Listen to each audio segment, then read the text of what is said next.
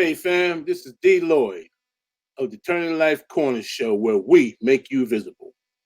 We're here tonight with our once a month contributor that you all know, our housing advocate here in Philadelphia, Miss Angela McIver. How you doing, Angela? I am doing fine. How are you today? As always, looking good and feeling fine. I love hearing that. How are you? I am managing to cope. I can't tell you that I'm perfectly okay because I am refusing to acknowledge this new normal as if it's okay. I think that it's such a golden opportunity for us to tear down and dismantle awful structures that are in place that make our lives miserable and create something new. So until we get there, I'm not going to say I'm just fine, but I'm managing and I'm coping. But the one thing you said right then is that the new normal, but it's not fine. It It is is not. it is the new normal, and I'm curious to see where, when the dust settles, where our new level of normal will be. Because we're not going to go back to where we were. Mm-mm. That's in the past. That's something we'll be talking about. Yep. But moving forward, it's going to be very interesting, especially because of not only this environment of the pandemic, of which I'll say something else about in a minute, but of social change that's going on. But what I wanted to say about the pandemic is I was just listening today on one of the news shows, and they said that in China, again, Mm. they have a part two of the swine flu. Right now it's just in pigs, but the first one came out of pigs. So looking down the road, this pandemic thing may not be something that may be part of the new normal. Hmm. Pandemics. Yeah, I mean, I heard that being talked about for some time. And, aside from the idea of pandemics, there was someone on television, I don't remember his name, but for at least the last 2 years, someone was warning us that our economy was going to collapse and that it would be something that we would be unprepared for. It would be unrecognizable. And it was coming. And then suddenly it happened. But you know what? When people are talking about it, it's not sudden. Hmm. It's only sudden in the world of Trump. Wow. But we're neither here or there about that. We're here today for you to enlighten the folks about what's coming on or what's going on in the housing industry. So what do you have for us today? Well, one thing that we have discovered in housing is that the market is still alive. People are still selling and buying homes. I thought, quite frankly, that there would be an interruption in the purchase and sales of homes, but that's not happening whatsoever. It's a great time to refi if you qualify for a refinance of your mortgage, if you can get lower rates. But if you're poor and you're a person of color, namely African American, Latinx person, in Philadelphia, you still may run into some difficulties because you are a person of color and because of your income. And it's not just that, you're a person of color, because even if we take the income away, being a person of color still remains an issue in the housing market. And we can link that back to those redlining maps. Ever since you and I have been spending our evenings together talking about housing, I brought up those redlining maps. And I'm sure that there are people who wonder, why on earth does she always talk about those redlining maps? And it's because they are alive and well. The legacy of those maps keep influencing what happens in terms of public policy decision making and real estate practices, as well as insurance practices to this day. It influences everything. So it's important that we don't stop talking about those doggone redlining maps until there's no vestige of it whatsoever that influences our markets and how people end up living their lives. Now, let me ask. You said that the housing market is still alive and well. Um, I also see I'm consume all kind of information from a lot of places, Mm-hmm. and one of the things that I've been hearing chatter about is that many, especially younger people, are looking to move from the cities Mm-hmm. into the suburbs now because of this pandemic. Because when they were in the city, they were so close to each other, they couldn't go out their door because they were in apartment buildings before they ran into somebody else. But at least when you have a home, you have a little bit of space. So what, do you hear anything on that? No, I'm not hearing about them moving from the cities to the suburbs, perhaps not the suburbs around Philadelphia, but certainly this is suburban parts of the South. I mean, that is the one place that a lot of our young people have moved to in recent years. The young lady, Roniqua Allen, that wrote the book, It Was All a Dream. And in fact, she was a guest of mine at the 2019 Fair Housing Month event for the Fair Housing Rights Center in Southeastern Pennsylvania.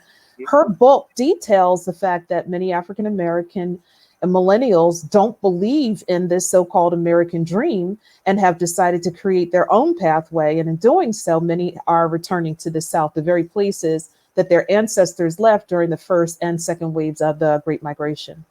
Right. And, it's odd that you said that because my wife has a young lady she used to teach who moved to the South, to Atlanta, and she started her own business, mostly online, whatever it is that she does. And this young lady is not yet 40, and she's a millionaire. Hey. Has sold her first business and is now starting a second. So it's true that if you have some sort of ingenuity and education, you can create something for yourself. But everybody doesn't have that. No. And, one of the things is we all have to tap into our imagination and we have to envision what you don't see. It reminds me of going into a new property. You're taking a look around for the first time. And if you're only looking at what's in front of you, then your vision is limited. And I realize that not everybody has the capacity to visualize, but you really do need to be able to see what's not there. If, you walk into a room and it's painted blue and you don't like blue, imagine it white or imagine it green or yellow or whatever. And the same thing is around ingenuity. If it's something that has yet to be created, if it's in your mind, make it happen. And that's the new economy, especially for our young folks. I discovered that many of them just aren't suited for, an office job, a regular 9-to-5 in office space. So the whole electronic economy, the gig economy is perfect for them. And I'm really happy to hear about the success of the person you just mentioned, as well as many others who are taking advantage of new ways to earn income. They absolutely have to, because the old paradigm has shifted. And look, how many of us are not going to go back into our offices that we left when we were told to stay in place? Yeah. And, I agree with that, because right now, especially, we're finding that because of what's happened, many of those people that, especially with higher incomes, are working from home over the computer, talking just the way we are, doing something similar, where we have what they call essential personnel, are usually the lower paying jobs, and they still have to go. So now we have another divide created, but that divide is now out in the open. Yeah. Oh, that's the whole thing about COVID. It totally exposed everything that folks like me and you and others have been talking about for the longest. What seemed to be so abstract for most people, COVID was able to put right in front of us, because it was very hard to deny the amount of cases of people being positive with the virus, as well as the amount of people who were suddenly dying from it, as well being hospitalized, or the folks who had to quarantine from it. And seeing the disparities in front of our eyes help us to, finally come to bear with the fact that, yes, there are deep social disparities in our society. And even though, there's a higher population of whites that live in the United States, African Americans were being exposed to the virus and dying at a rate that was disproportionate to their population in the United States. And we found that aligned with the lack of health care in many of the communities that African Americans have been redlined into, one of which I want to talk about in detail, the 19132 zip code in Philadelphia. I mean, absolutely no disrespect to anyone living in that zip code, but I do think it's important, if we're going to talk about poverty in a city that is identified as being the largest impoverished city in the United States, then we have to examine some of the zip codes that have the deeper pockets of poverty. And My research uncovered that the 19132 zip code had three of the poorest top 10 of the top 10, neighborhoods in Philadelphia. Three, three out of the 10 are in the 19132 zip code. So for me, that is extremely telling. And, if I had it my way, we would triage services to that community ASAP because time is of the essence. Okay, now this 19132 area code. Mm-hmm. Do you happen to know what sections of Philadelphia that is? Yeah, there's a whole bunch of neighborhoods in that zip code. I have to take my glasses off to see this. So it's. Let's see if I can tell you the neighborhoods in here. Because the reason I say that is because that way, see, when you say a zip code number, to many people that doesn't really mean anything, especially if you don't know where that is. Well, that is true. You can put a neighborhood name because Philadelphia is a city of neighborhoods. Yeah, neighborhoods. You can put a neighborhood like, say, West Philadelphia, or I can tell you, or South. Then that way people can say, "Oh, that's that area, that area." But by just giving them 19132, people don't really relate to it. Alrighty, so here goes. Allegheny West is an example. Glenwood is an example, and Stanton. I'll repeat: Allegheny West, Stanton, and Glenwood. Okay. Now, there are about 3 to 4 other zip codes that have two very poor neighborhoods within them. So, and a lot of it is on the west side of the Schuylkill River. Mm. Yeah. So, and when you look at the redlining maps, I'm going to hold up one right here of Philadelphia. Thank you. Thank you so much. And I'm going to try to point to, this is hard to do. Pull it back a little bit. Okay. That way you can see what we see. Oh, alrighty. So, I'm still doing it backwards, but it's kind of like up in this section. In this section, it's hard. It's part. So it's completely backwards. What I'm doing to me is backwards, but it's kind of like in this section. So in essence, for the folks that are local, it's kind of like from the zoo area over. Yeah. So when you're closer to the zoo, because that area has been gentrified, the 19131 zip code, for example, appears to be fine. I mean, there's a lot of new development over there. I looked at the comps for the houses in that area compared to 19132. And I'll just give you roundabout figures for 19132, where I said there's a lot of impoverished neighborhoods. There were homes that were going for about, let's say, $48,000 compared to 19132, which is closer to the zoo. And those homes were going for about $258,000. So imagine if you're trying to sell your home because you live in a 19132 zip code, you're looking at getting $48,000 in today's market. Like, where are you going to go with that? And by the time you pay your realtor and whatever taxes they take from you, you're really not even going to have that. And you have signs being posted up in those communities that say we buy houses, and people are being lured into things. And I've been told that in some instances, you go on and sell your house and you don't know who you sold it to, and you'll never see a payment from it. Really? Yeah. You have to be very careful. Why? Because people who are perceived as weak are also looked at as prey. There's a lot of predation that happens. It's not only in the real estate market, in terms of the type of mortgage that you'll get, but overall, it's the way that you're treated. And it goes, once again, back to the doggone redlining maps, because the perception is within the redline communities, there's dangerous, risky, hazardous conditions, but it also is a way of describing the people who are living there. That's how you ensure that you dehumanize the people living in those communities. You hit on something that I wasn't even aware of, because I've bought and sold a couple of different houses, and all the money was transferred at the settlement table. But from if I'm getting you right, tell me if I'm wrong. Mm-hmm. Is some sort of arrangement made? Because I know these people that we buy houses always say, you don't need an attorney, you don't need this. I'll just give you the money and you sign the title. How do they put that type of situation together where people don't get their payment?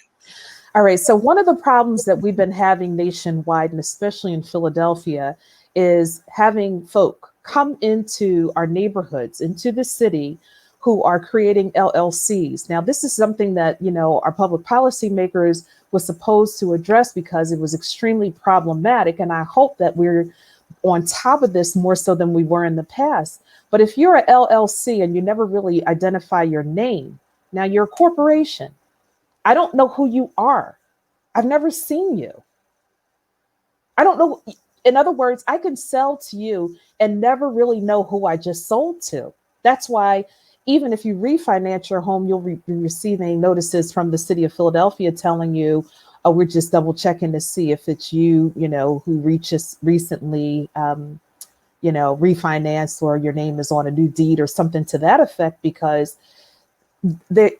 in other words, the problem of predation had gotten so far out of control, our municipality had even lost the ability to track who was who in a transaction.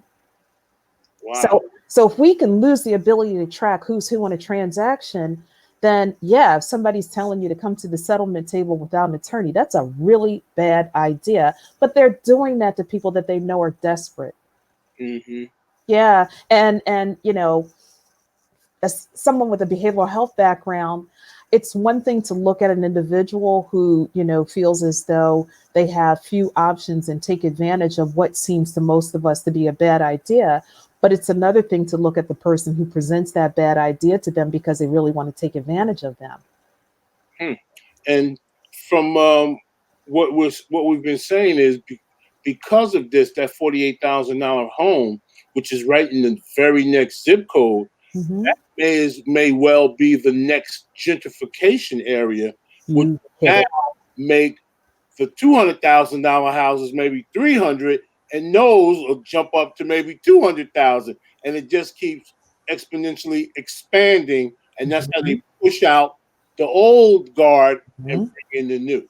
There's a method to the madness. In other words, oftentimes developers cannot go into the suburbs and purchase land for the same amount of money that they can come into a city like Philadelphia, that's known as a poor city, has a lot of poor neighborhoods, and can get land in various ways for cheap prices compared to going into the suburbs, where you're going to get a lot of pushback from people who are going to show up at those zoning meetings and tell you absolutely not, depending on what that you're proposing. Versus coming into the city of Philadelphia, where people are extremely distressed. We've already identified a number of significant social problems like over-policing, the effects that takes on people over time, health disparities, wealth gap, educational gap, criminal justice presence, and the list just goes on and on and on. So what are you doing right now? What are you working on at the Fair Housing Center that, it may not be this, but what are you guys working on right about now?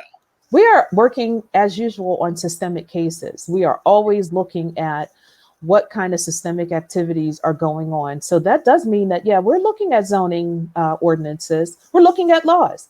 When I go into city council and, I testify, I don't show up because there's a fashion show that day. When I show up and I testify, I would really hope that people take heed to what I'm trying to say, because it's a warning. It's a warning that, our mission, which is to ensure equal access to housing opportunities for all people, means that if you frustrate our mission and we end up diverting our resources in order to address some sort of systemic housing discrimination, then, we'll probably have a very unpleasant encounter at some point. And listen, I don't say that because I'm trying to, threaten anybody. That's the part of my work I like least. I really don't like that. My background is in social work. So I'm a do-gooder, and I really believe that you can do good in our society. But I believe that only happens when people meet you halfway. Now tell me, I know they were talking about some money being budgeted for lesser advantaged people in the city budget. Is any of that money earmarked for housing? So money is available for housing, but here is my critique. And Okay, I mean what I'm about to say. okay, we're listening. The issue that we have had for the past 52 years since we have had the Federal Fair Housing Act in effect is if it does not have the word fair in front of housing, then it's not looked at that way. And that is problematic. And I challenge everybody in the space of housing with what I just said. I am very, very serious about what I'm saying right now. Hmm. Why is it that you allow issues of inequity and inequality, that we know are with us, get so out of hand that it has to be addressed on the back end as opposed to on the front end? That makes no sense to me. And by it being addressed on the back end and not on the front end, if there's no funds allocated specifically to deal with the fair housing side of it, because fair housing advocates like myself have found it very challenging in this space, even when dealing with many elected officials, to fully embrace the concept of the anti-discriminatory component of our housing in our society. Even when they're writing legislation, many times they're leaving out the fair housing intention behind it all, because they're thinking, oh, I need to help people who I've identified as being impoverished, who may need some rental assistance or some kind of service for their housing. But again, what's baked into the cake is the inequalities and inequities, and it can show up in nuanced ways. And if you don't have training to identify the discriminatory aspects of it, it will happen right in front of you and you won't recognize it. Last night on Channel 10, NBC 10 to be exact, they featured at 7:30 p.m. a story entitled Race in Philly 101. And I was a part of that story. And I said what I just said to you during that piece, and that is the discrimination can happen and people won't recognize it. People with the best intentions won't know that they could be contributing to discrimination because, let's say, in the case of a public policy, you write an ordinance thinking, oh, well, this is good for everybody. One of those so-called neutral policies on its face. But when you apply it, you realize, oh, wow, it has a devastating effect, let's say, on people with disabilities or people of a certain racial background. And when you and I talk about race, I know that we're talking about a social construct and not a biological designation. Mm-hmm. But, people of a certain racial composition, or, families with children, it happens all the time around the country. And unfortunately, fair housing advocates like myself, we're kind of like pushed off onto an island.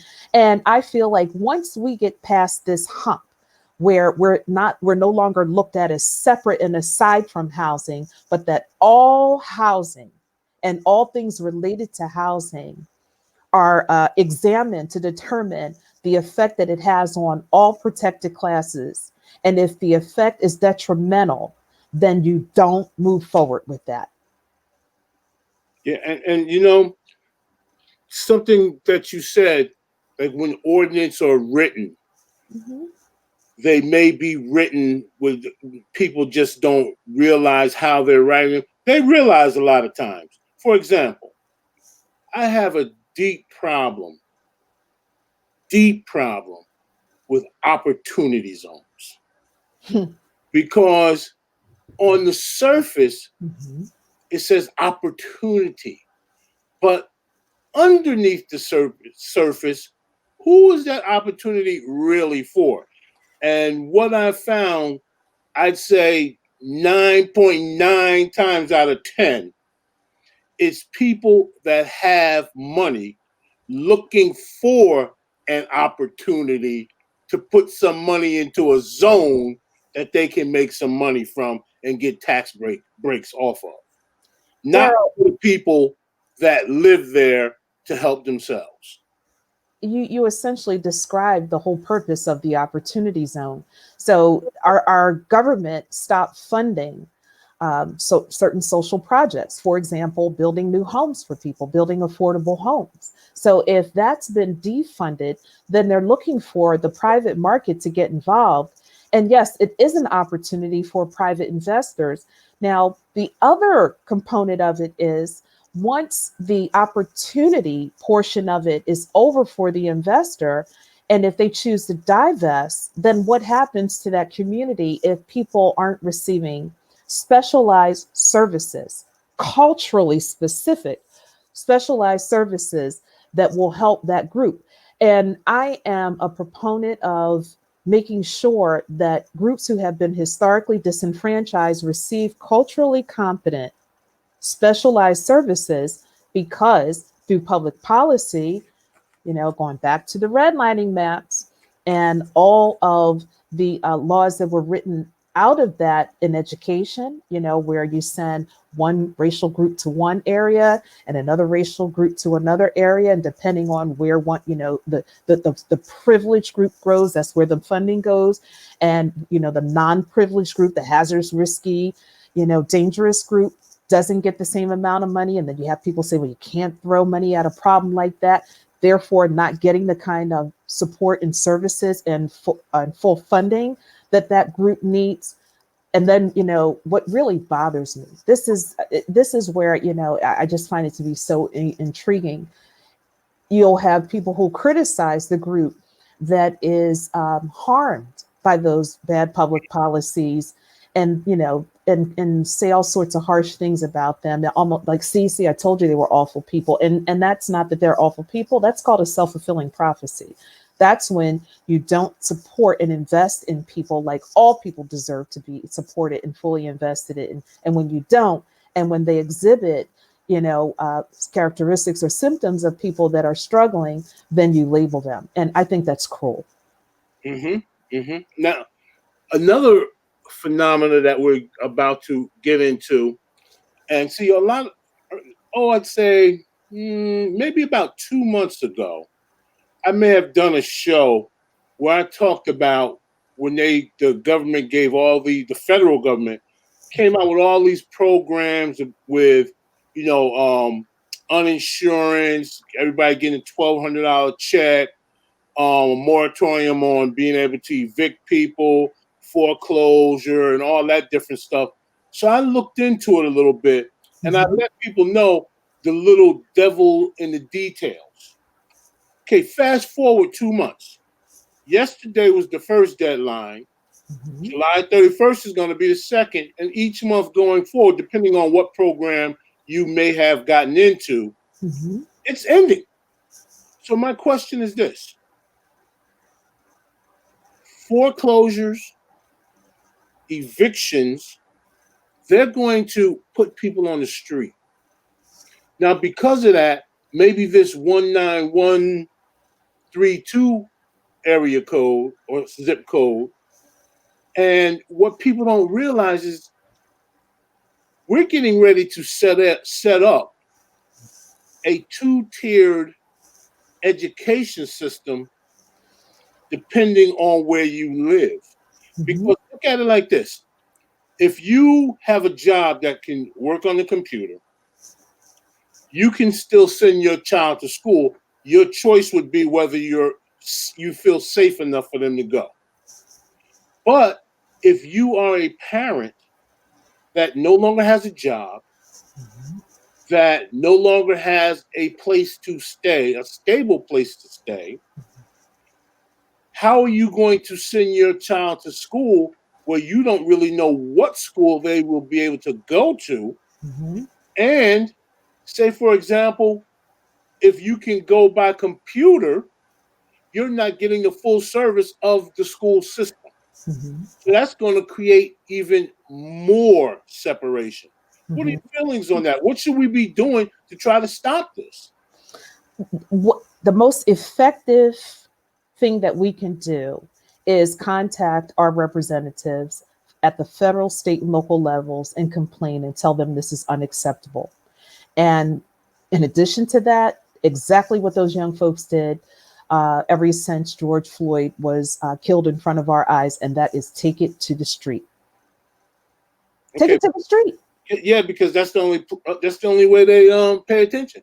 Yeah, I mean, because it's unacceptable, and people will apply all the pressure in the world on us until we say no more. Years ago, a friend of mine said that, I have a right to stomp until I step on your toe. And I agree with that, but what's happening is a lot of people's toes are being stepped on. And you're right, in terms of education, we have yet to see how awful the educational gap or achievement gap will widen now that we are in this COVID phase where many students are, being educated from home. And if you don't have a computer or there's one computer, what are you going to do? If the instruction is taking place during the daytime and I'm a parent and I have to use the same computer, who's going to get the computer? The child who really needs the education, or the parent that also needs to earn an income? I mean, and I don't know that full provisions are being taken into account for people who are in those predicaments. So yeah, this is again unmasking and exacerbating the extent to which we have very separate societies. The Civil Rights Act was supposed to unite us, but it really did not happen. We know that there were many efforts done following the Civil Rights Act through what appeared to be, benign efforts that were very detrimental over time because they undermine people's competencies. And I see that happening right now in front of us. Do we have a choice but to keep children home, to keep them safe and sound? No, we have to keep children home. But if all children don't have access to a computer, don't have access to the internet service, and don't have access to instruction from a teacher or somebody, then that is difficult. Most of my friends who are working from home, teleworking, that have children, I'm telling them all, listen, I couldn't be happier that I have an adult child right about now, because if I had to provide instruction and work with the amount of work that I have, I would just fail as a parent. I would, admittedly, I would completely fail because I'm already drained by the fact that there's no boundary between work and home, even though Dr. Tony Lloyd has already spoken to me about the importance of setting up boundaries, and just let her know I'm getting better with that.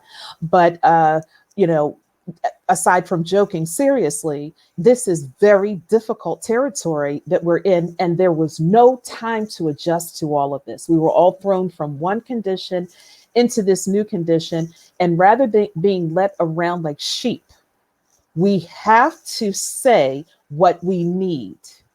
That's right. We have to say what we need. And what we have right now isn't working for us.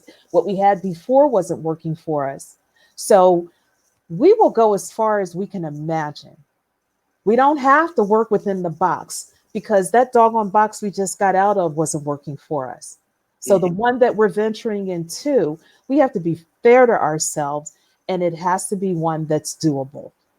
Right. The other thing that you touched on briefly was and even if they have a computer, they may not have access to broadband internet. So to me, I think that should be something that should be taken up with the city legislature, that if they have to pay Comcast or get some kind of reduced rate, they should have a citywide service that everyone can get a bare minimum of. And I know that minimum. Oh, pardon me for interrupting. Okay, because that way, there are different levels that you can have depending on how much you pay. But if you have a bare minimum level that everyone can have, that assures them to being able to get on the school system, at least you have that one situation taken care of. Because you can set up parameters where people can't use it for shopping or this or that, the other. It would only be used for school. So, and since the city is in charge of educating its children, that should be something on their table. Mm-hmm. And the other thing that you talked about was the Civil Rights Act. And, I have a problem with that. The Civil Rights Act was written for ADOS people. And most of my listeners and viewers know who ADOS is, Mm-hmm. American Descendants of Slavery. Because pre-1965 Immigration Act, there was less than 1% black folks from other than the United States in this country. After that law was written, then that's when we had others from outside the country come. So the act, the Civil Rights Act was written for us that were born here, that our bones are here, that have a lineage back to slavery. But that act has been co-opted, by women, by the LGBTQ, and now they're writing laws for DACA. And the people that we're basically talking about here, the people of Philadelphia, are really ADOS people. So that once again, they're leaving black folks, ADOS people, behind. Mm-hmm. And I just don't know, where that's going to go. That's one of the reasons why reparations has to be part of this. Now, let me ask you: I talked to a gentleman by the name of Representative Chris Rabb last week, Mm-hmm. and he put out a bill, or he didn't put it out yet. He's in the process of getting a bill to present that will give Pennsylvania Mm-hmm. blacks reparations. How do you feel about that? And how would you put housing into that? Because maybe you can talk with him about, some sort of housing situation as part of that. Well, I think that's a fantastic idea, but I just want to revisit something you said, and that's in relation to those civil rights acts. So yes, when they were written, it was originally written to deal with the racial injustices that African Americans had endured. Remember, all of those civil rights laws lead with race. And then can turn into color, national origin. In the case of the Fair Housing Act, race, national origin, color, gender, disability, familial status, and so forth. But they lead with race, which is why I lean in on race. They lead with race, but sometimes we forget that. Another issue around that is because of trauma and prolonged distress and the grief that people have been internalizing, many times they do not complain. Now, when we're in private, we're having a one-on-one rap session, or it's a small group of people you trust, people will open up and talk honestly about how they feel, but they don't file complaints. When you look at the amount of complaints nationally, race tends to come in like second, third, fourth, and so forth, because people are not complaining on the basis of race to the authorities. They complain to one another. And then the ones that don't complain to one another, I have theories for why they don't do that. Number one, people have been taught to keep things close to their heart. Like you don't go talking about that. Don't put that out in the ethers. Like don't talk about things that makes you unhappy. Don't tell your personal business. Or, sometimes people feel judged because they feel stupid, just to put it in plain terms. Now, it doesn't mean they're stupid, but that's how they're feeling. That's how they've internalized the experience, because it's like, well, how could, I call myself smart if I have a degree, if I don't have a degree, or I call myself a relatively sophisticated person, but yet that happened to me. So there are many reasons why people don't complain. But my point is, each one of those civil rights acts led with race. And yes, the other groups have gotten on board because, yes, with all legislation, there tends to be a compromise. So you add on things. And why? Because legislators know that you can add things like a poison pill, to legislation to make it unpalatable. And then that way it never passes. or you do something where you can slide something in that otherwise you wouldn't have been able to get through if it had been, really out in sunshine. So there are all sorts of tactics that our elected officials use in order to pass legislation.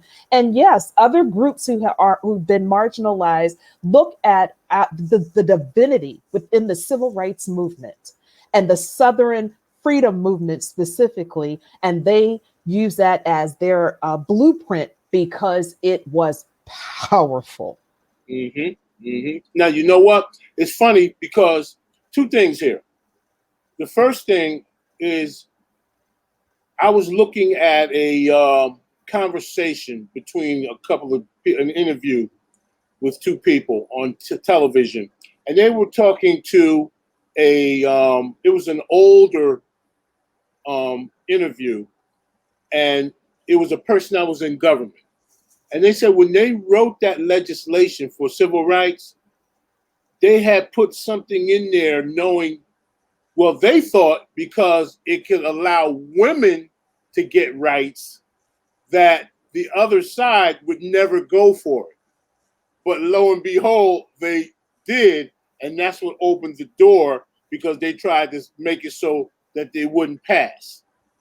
But the other thing is, you said that we're so conditioned not to say anything. One of the things you forgot to mention was that's because we've been conditioned to nothing's going to happen anyway. Yeah, that's that ghosting mentality that a traumatized people have experienced.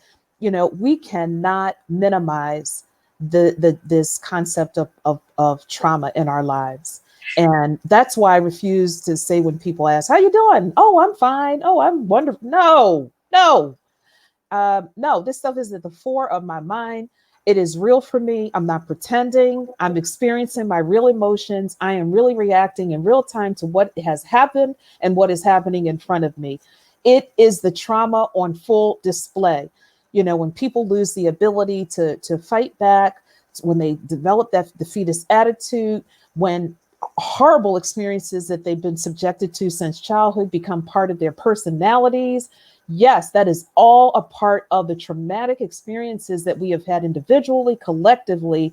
And the only way that we're going to get better from that is to acknowledge that stuff. So that's why trauma-informed services are so important. And guess what? If no trauma-informed service ever makes the light of day, then we have to ourselves connect with other decent human beings who can help us one-on-one or in small groups go from a stage of just surviving to eventually thriving. We have to do that. We are intrinsic people, but we're in a society and a culture where that stuff isn't highly valued. Things are valued, not your character. This is America. This is America. It's all about the dollar, what you got and what you can accumulate. Yeah. One of the jokes between me and my brother is that this is America. You can never, ever, ever have too much money. Because, and now that Jeff Bezos is around, I'm questioning that. But the reason he says that is because say you don't have adequate health insurance, all that money can be taken right away from you. That's why you never have too much money. But, I just don't, I wonder where this is going. And this is I'm going to bring this topic up and see what you have to say about it.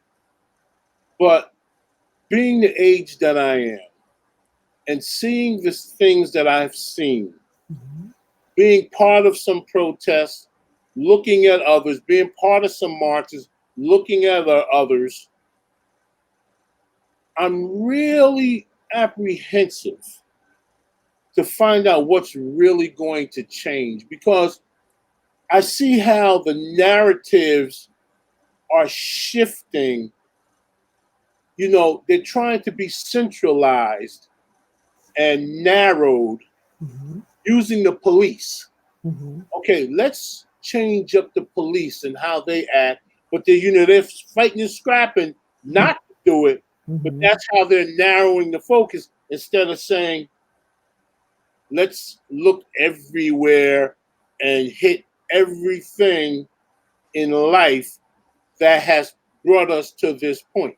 So that's why I think it's really important for us to do everything we can. Right now is the time. Right. Right now is the time to put it all out there, because I even heard somebody say, well, the question from white folks are going to be, what else do you want? What else do you want? And my answer to that is, I want everything you have. Everything. I want everything. Anything that you have, because we helped you get it, we want that. Yes. And more. So I think what underlying this conversation we're having right now is what we've been saying the entire time, and that is recognizing our humanity. When I look back at the laws that were written in the 1600s, beginning with Massachusetts, Maryland, Virginia, all the laws that adopted the slave codes and the slave laws, and how, with a quill, I'm assuming that, they were writing with something to that effect at that time frame, they were able to, through words, and on paper and ink or whatever that product was, that they were able to leave that imprint on the paper, took people's rights away and didn't really take their humanity away, because you had to, mistreat them in order to truly do that to them if indeed you succeeded. But at least there was the attempt to do so. So it's the correction of all of that. When we talk about reparations, to me, that this is all a part of it. Dismantling this entire structure is that it's the only way. And it's not the only way just to help African Americans and, other people who've been mistreated. It's to help the people who have also benefited from the system of racism, white supremacy. It's to help them too. The idea that you can, supplant in someone's head ideas of grandeur that's so great that you drive them to want to hate and kill another group of people because they look different from you, because they're the other. That's problematic. One of the systems that I'm waiting to see acknowledge these problems is the American Psychiatric Association, American Psychological Association, and particularly the American Psychiatric Association, adding racism to the Diagnostic and Statistical Manual. Many years ago, I had enrolled in a college that will go nameless right now to work on a PhD program in counseling psychology. And one of the turnoffs that I had was that there was no full acknowledgement of this system. And I really, resented the idea of spending my time and my money working on something that we were going to continue to pretend like did not exist. It is time. It is time. It is time to finally acknowledge, because most of the pathologies that we see listed in the DSM, will look at the individual, but it doesn't look at how the individual has been impacted by societal experiences that are planned.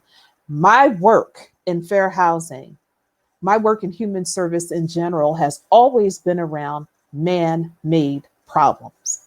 Not that people were born with defects, but people who became dysfunctional and people who became snared in traps that were set by other people because one group was looking to advantage themselves at the benefit of another group. That's right. And that's the thing. They have one group that's on the top. And whenever you got a group on the top, you got to have a group on the bottom. Yeah. And that happens to be Black folks, mainly ADOS folks in America. We're on the bottom, where we should be right on the top with everybody else. That's the whole thing of it.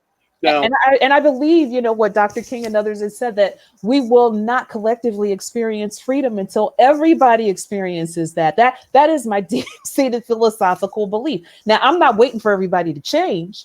Because I got to lead the pack as far as that concerned. I have to believe in myself, which I do. But I do truly believe that none of us will be completely free, that, folks will walk around in fear of the other as long as they believe that person is to be feared, unless, you feel like you've done something so horrible that somebody might seek justice. And, I believe that that's also part of the fear that many people experience. Like, OMG, if I ever let up, they're going to come after me. And that's the stuff that's right out of the art of war. And I understand that. I get that you have people who have that kind of mentality. And you know what? Maybe they have it for a reason, because they know in their own conscience how horrible they have been. You will do to me because I did to you. Mm-hmm. Instead of let's all be free and let's all progress forward. You know, I have to be optimistic about Mm-hmm. it, but I may or may not be here to see it. But I can see that it's still moving forward, and that's what really makes my soul happy. That this has really occurred. I hate why it happened with this brother losing his life, Mm-hmm. but you know, a lot of times there, in things like this, there are people that get hurt, Yeah. and maybe that brother laying or losing his life will be what brought about the change that we've all been waiting for. Because, Yes. all these different things that are occurring, I mean, we are inundated Mm-hmm. with stuff about Black folks. It's, Yes. I mean, I've never seen so much stuff about Black folks other than Black History Month. It's even more so. And my whole thing is, how much more are we going to see of it? Is it going to wane away? That's what I'm so skeptical about this. I just want to see how much is going to change over how much time, because this didn't happen overnight, the situation. So it's not going to end. It's going to be a multi-generational fix, I believe. Mm-hmm. Now, just like in housing, what do you see? Because we're going to close with this. What do Mm-hmm. you see in housing, say, in the next 6 months, the next year, or 5 years? What do you see coming? Or if you could put your stamp on it, what would you do as far as moving forward? Wow, great question. I would encourage more African Americans to get involved in housing one way or another, whether it's through the real estate market as a seller, a broker, developer, insurer, producer of stick modular. Get involved. Now, we're not involved at the rate that we should be because of, structural racism. So let's start with that. Let's start with the knowledge and understanding that that is the case. But we are determined to turn that around. We cannot remain dependent on people within a system who have been brainwashed and conditioned to only replicate what you see inside of the redlining maps. Because even though the government created the policy of redlining, that practice got reinforced through the entire real estate system and related systems. So let's work on dismantling it. Let's work on getting involved in it, producing housing for ourselves. And I know that many of us had homes that we've lost. Let's just throw like a big funeral about that, and let's weep and wail and cry and roll around on the floor. And I am not joking when I say that. Really get that toxicity out of our systems about what has happened, so that once we remove that toxicity, we can see the future, and we can be more thoughtful and mindful about what we're going to do in terms of the future of our housing, because it is important to take that into our own hands for our brothers and sisters that are truly dependent and in need of support from our government, to put pressure on our government so that there is funding put into line items for not just affordable housing, because affordable housing is very misleading. It has to be low income housing for folks who are in the low income status. Because if you're going to call it affordable housing, I can tell you right now, there are many people who work day in and day out and can't afford an affordable home. Mm-hmm. Mm-hmm.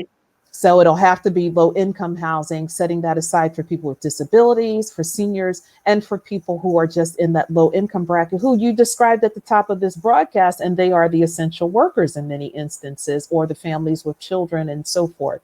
But get involved, be empowered, envision yourself as someone who has the capacity, which we do, but because of trauma, sometimes that flame and that, that ability to see has been dimmed inside of us.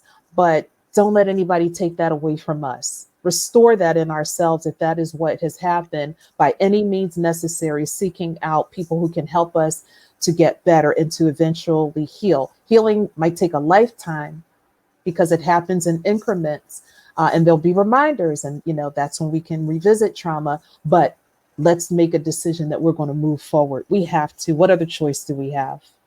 Right now, and also what I think that we need to do is, okay, you said get into real estate, but I also think, if possible, get into a group. Let's buy some land and build. Okay, I know everybody can't do it, but a few people may have the funds to do it. We have to think more on the collective side of things. If we can't do it ourselves, let's think collective. And the other thing is, you said the affordable housing.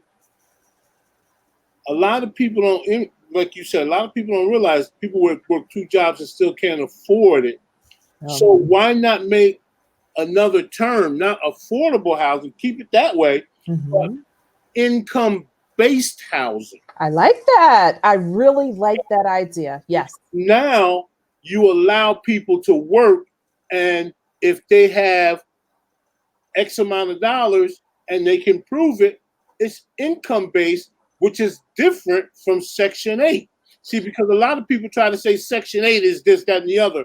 But income-based and Section 8 are two different things. We can't, listen, whatever we want, we can have. All we have to do is conceptualize it the same way that people conceptualize race, put that construct together. We can make a new construct around what is income-based housing. Mm-hmm. We have that ability. What's stopping us? The will. It's the will. But now is the time to change the will. That's another ask. Since we're in the March to where we're going to get, that's part of the system. Since this is going to be a multi-generational act of equality, we need to have situations put in place, because you hear that a lot. We'll look out for this group. We'll look out. Okay, put those in place too, along with all the other things. But I truly believe income-based housing has to be part of this whole format of how we're going to get this together. Sounds good to me. Now, before I let you go, how can people get in touch? They can get in touch by calling the office. We have Ring Central, so our computers ring if you call. It's 215-625-0700. And you may notice that you will see billboards on 76, I-95, in areas that have been hardest hit by redlining practices. There will be bike share stands where you'll see our ads. And when you're on your smartphone, it will ping your smartphone and the ad will pop up on your phone. And if you believe that you are a victim of redlining in any way, give us a call, tell your story. We're looking to do some systemic investigations and help you file complaints if, it's a bona fide complaint. Don't internalize this stuff. Talk about it. Talk about it. Talk about it. Talk about it.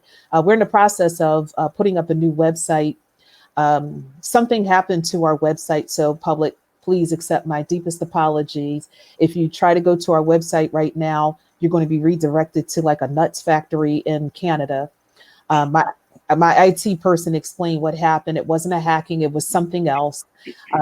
It's over my pay grade, so I can't repeat to you what he said. I just know that we're working on the new website, so please bear with us. But you are welcome to call the organization. And more importantly, the organization needs your support. We can't do this alone.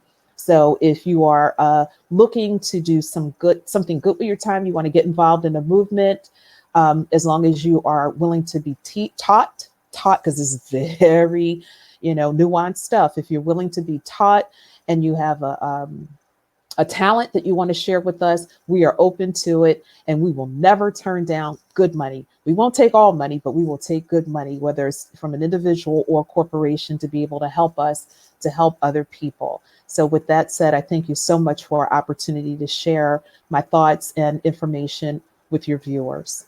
Well, we'd like to thank you as always for coming on the show. And you, as of course, you gave us some information. You talked about some of the topics at hand that's going on. We didn't get to all of them, which is quite all right because, this is what we do. We talk about issues, and maybe we may have said one or two things that may help someone out there. Mm-hmm. But in saying goodbye, make sure you wear your mask, because that's one of the things I'm going to talk about with our people or that listen and my listeners. What's the big deal? Wear the mask. Yeah. It's almost like, okay, people say religion is the opiate of the masses. Okay, because they try to tell you to be good, treat others as you would have them treat you, and then you have people saying, "Well, there's no God. But what if there is a God? What if there's a heaven? There ain't no heaven." The point is this: what is it hurting you to take that precaution that there is or that there isn't? Take the precaution. It's not hurting you. Put a mask on. Love yourself.